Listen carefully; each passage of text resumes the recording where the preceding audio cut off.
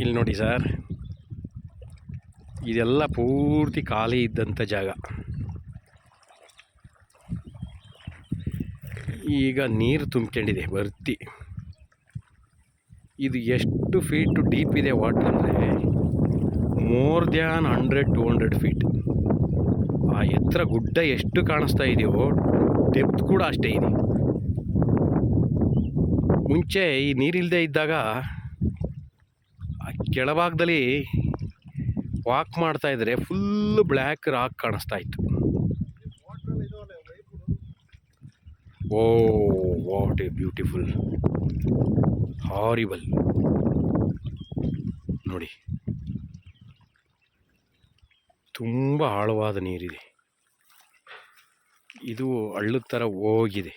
ಓ ಮಗ, ಭಾರಿ ಡೇಂಜರ್. ತಲೆ ಸುತ್ತ ಬಂದು ಬಿದ್ದಿದೆ ಬಾಯಿ ಕಡಿಕೆ. ಓ ಮೈ ಗಾಡ್. ನೋಡಿಲಿ, ಇಲ್ಲಿ ನೋಡಯ್ಯ.